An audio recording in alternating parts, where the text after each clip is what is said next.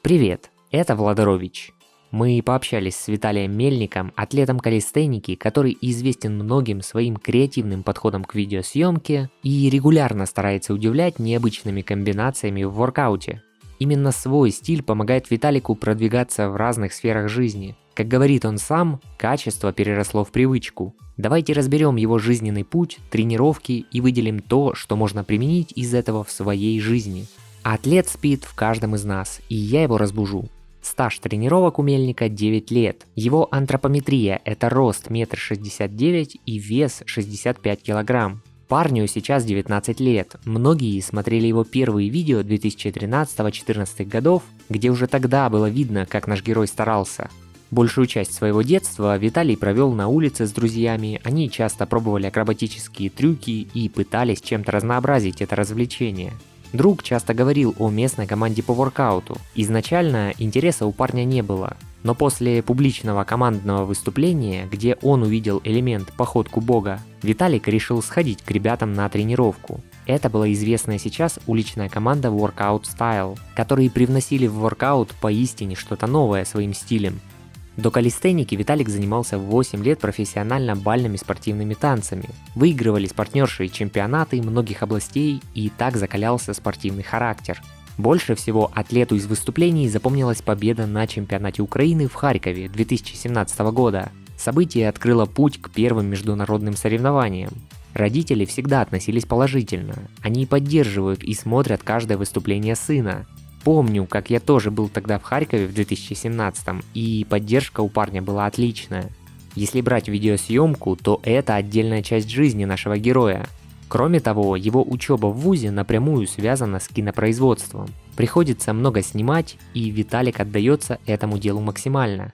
Если говорить о любителях, чтобы начать с чего-то снимать для своего видеоблога, кадры с тренировок или активного отдыха, то неплохим стартом будут компактные экшн-камеры. Как раз для съемок в движении они и предназначены. Давайте поищем на e-каталоге, что сейчас предлагают разные производители. Выберем свой город, наводим на категорию «Спорт», все разделы и «Съемка отдыха и блоги на YouTube». Тут уже кликаем на экшн-камеры. Ну, во-первых, если вы ни разу не сталкивались с подобной видеотехникой, то внизу страницы доступным языком описаны основные нюансы выбора, как в статьях, так и в видеоформате. Можно взглянуть на рейтинг экшн-камер в текущем месяце, так и поподробнее узнать о параметрах этого компактного монстра.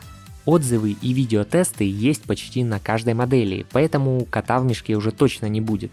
Справа по фильтру можем отсортировать по производителям, цене, и, например, возможностям замедленной съемки и стабилизации кадра при активном движении. Наличие встроенного экрана – это отдельный плюс. Лучше всегда контролировать, что происходит в кадре, даже на такой малютке. Ну и вес в среднем от 70 до 150 грамм без вопросов позволит взять эту камеру на тренировку, в путешествие или на прогулку. Если глаза разбегаются и нужно понять, что лучше, то рядом с разными моделями можно нажать на галочки и внизу кнопку «Сравнить». Тут уже видно все доступные характеристики, разные магазины и динамику цен на протяжении года. Это и позволит определить, когда брать выгоднее. В общем, закупаемся и снимаем классные видео. Ссылки на камеры я оставлю в описании. В начале 2020 года Виталик вместе с Кириллом Карабутом попробовали себя в новом интересном формате – баттлы 2 на 2. В целом задумка была хорошая, но многие атлеты не понимали, что решает сплоченность, а не фристайл каждого по отдельности. Кирилл и Виталик тщательно продумали парные комбинации и заняли тогда первое место. Наш герой неоднократно выступал за границей и сделал наблюдение, что сейчас СНГ и Европа кардинально отличаются по уровню. Особенно в статических элементах. Нашим ребятам стоит поднажать, говорит Виталик.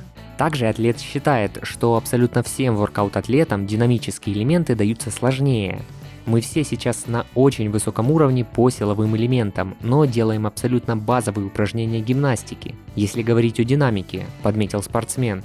Что касается подготовки к соревнованиям, то 90% выступлений – это баттлы. Атлет всегда работает на выносливость, чтобы за 1 минуту показать комбинацию с максимально широким спектром элементов.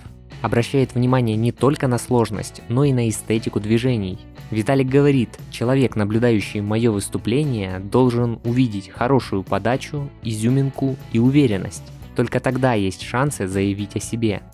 Мельник просто не может представить свои тренировки без музыки. И речь не о той, которую используют все. Ему нравится самому искать новые треки и придумывать под них комбинации.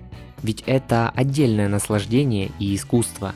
Под свою музыку Виталий на соревнованиях входит в еще больший кураж. Что говорит по плану тренировок?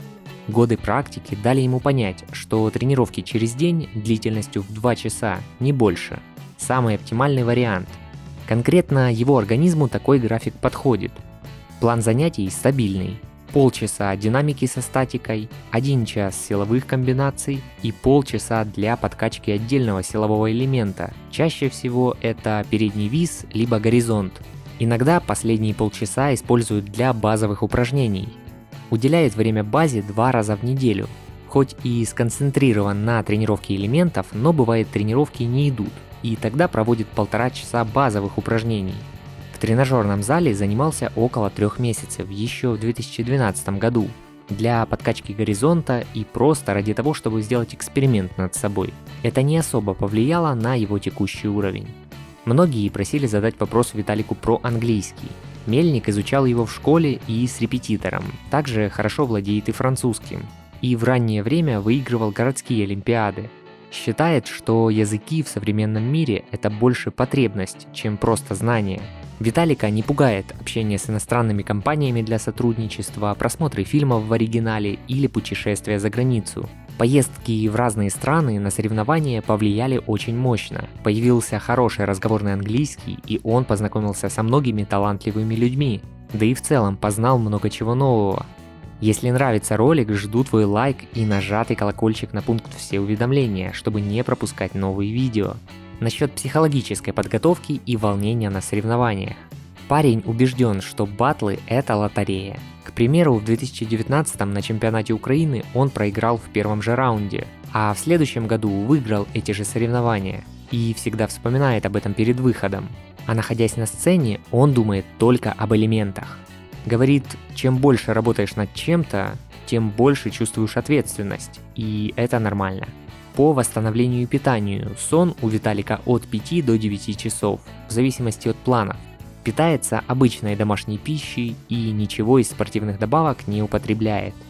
Кстати, Виталик поделился интересной историей, с которой начался его путь в воркауте, и о ней он почти никогда и никому не рассказывал. Если желаете ее узнать, я опубликовал ее в телеграм-канале Владарович. Ссылка в описании под видео. Подписывайся и смотри после окончания просмотра. Там тоже регулярный контент. А мы продолжаем выпуск. Касательно своей медийности, спонсоров, на данный момент у атлета один постоянный спонсор – Ganation. Периодически имеет дело с другими брендами, и в основном это интегрированная реклама в Инстаграме. Способов монетизации в воркауте достаточно, начиная от онлайн-тренировок и до продажи собственного мерча. Виталик ни разу не тратил деньги на развитие Инстаграма, где уже около 170 тысяч подписчиков, а на YouTube 24 тысячи. Вся аудитория пришла благодаря репостам его видео в разных аккаунтах. Что касается травм, то у парня было достаточно много небольших повреждений, но он вовремя останавливается и избегает чего-то более серьезного. Самое неприятное – это травма пресса в 2016 году после изучения заднего сальто. Пришлось отдохнуть 2-3 месяца. Поговорим о совмещении тренировок и повседневной жизни. Учеба у атлета в университете кино на кинооператора. Бывает довольно сложно совмещать, так как везде вкладывается на максимум. Визуальный контент для соцсетей делает уже давно и не может себе позволить выложить субъективно плохое видео.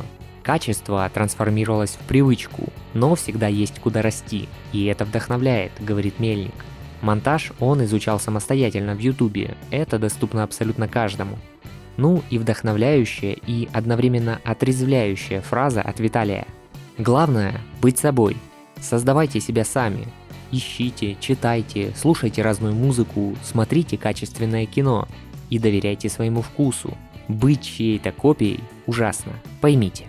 Подобные мысли уже выражал один из героев моих выпусков, креативный Тима Тимчик. Кто не смотрел тот выпуск, рекомендую, ссылку я оставлю в описании.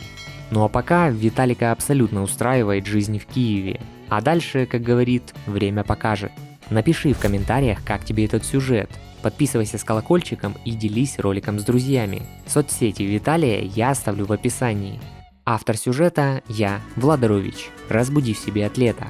А сейчас я предлагаю тебе встретиться в других роликах на канале. Нажимай на плейлист, выбирай интересную историю и узнавай о новых героях.